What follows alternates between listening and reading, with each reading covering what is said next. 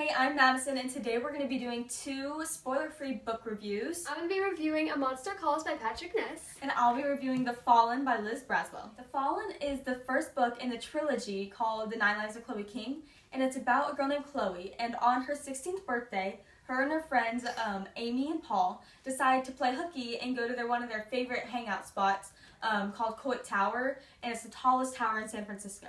And while they're there, Chloe drops a penny over the ledge, and when she drops the penny, she falls with it. However, when she wakes up after falling, she finds that she's completely fine, and her friends try to get her to go to the hospital and all that to make sure she's okay. She fell off the tallest tower in San Francisco, but for some reason she's 100% fine. And so a little bit after that, she goes to a nightclub just because, she's 16. She wants to see if she can make it in. And she does, and she meets a guy named Xavier. And Xavier and her dance all night long, and they really hit it off, and one thing leads to another, and as they're kissing, Chloe drags her nails down his back. And a few days later, Chloe using the paper that he gave her with his address on it, goes to his apartment building. And she finds him when she goes in, lying on the ground, practically dying, with big red streaks across his back from like what looks like cat scratches, and they're all pussy and big and swollen. And she's afraid that it was her fault when she was dragging her nails across his back. So she calls 911 and stuff to try to save his life, and she leaves and she never hears back about it. She doesn't know if he died or if he lived. And so throughout the book, Chloe's experiencing very cat-like almost reflexes, agility traits, like the claws, and she becomes very agile. And she also meets a couple of guys that creates kind of like a love triangle in the story. And it's not like one of those cheesy love triangles. I mean, it seems like it because it's like the good guy and then like the bad boy from her high school. But you don't really know that much as you think you do about both characters. So it's like the bad boy may not be such a bad boy, or like the good guy might not be such a good guy. And so that kind of like throws an interesting spin on things. And I really like this book. It was very action-packed, and it was very interesting. Megan read it too. It was very interesting, and it had a very good plot line, which reminded me, like the whole series, like the plot line reminded me of almost kind of like the City of Bones. And you'll just kind of like the setup of it, but you'll have to read that to find out why. And I really like this book. I'd give it a 4 out of 5. I know I'm kind of a tough reviewer when it comes to stars, but I give it a 4 out of 5 because I really like the book. The character development was good, the action was good, it kept me intrigued, and there wasn't really a dull moment, but it just wasn't that top notch. It wasn't that it really hits you kind of book. But I really liked it, and I think you should read it. It seems really big, but this is really only where the first book goes to.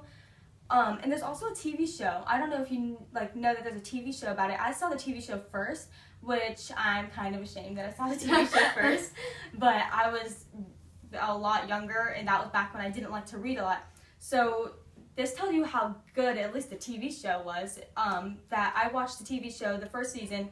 There wasn't another season after that, but it left me with such a cliffhanger that I bought this book, and me, who didn't like to read this whole entire thing within 2 weeks. How many pages is that? That's a lot of pages. Almost 800 pages. That's a lot 3 books. That's a lot for me now. Yeah, this is 3 books combined. That's a lot for me now. Can you imagine me back then reading 800 pages? It was really good, if you couldn't tell. Now I'll be reviewing A Monster Calls by Patrick Ness, and this book is about a 13-year-old boy who has a terrible secret. And it revolves around this nightmare he's been having ever since his mom started her cancer treatments, but he would never say what his nightmare's about or tell anyone anything about the nightmare because he's so ashamed and scared of what happens in the nightmare.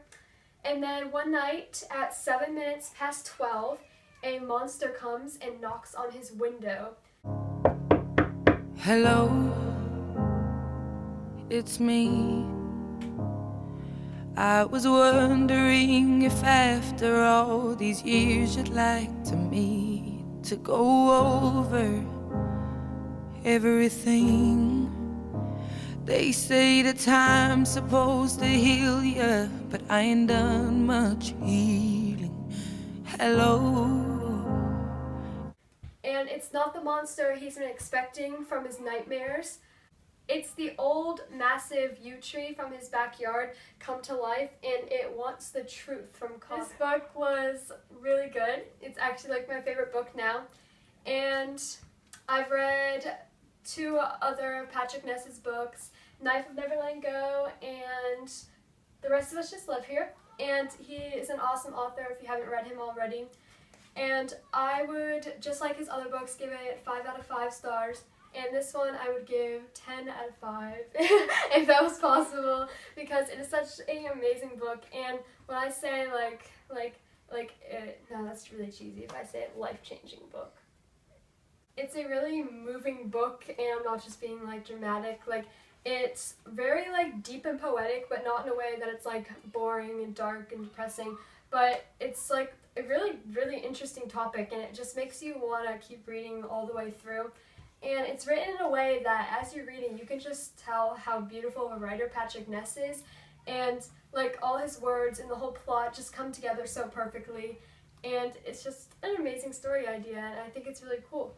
I would recommend this book to anyone, and especially anyone going through like a loss of someone they love. Because it's kind of all about him coping with the fact that his mother's not really in his life that much anymore, and obviously not the same person as she was before her treatments.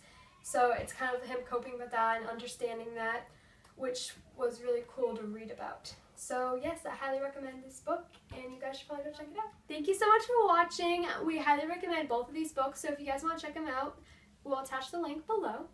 Our next video will be coming out soon, so stay tuned. Bye, see you next time.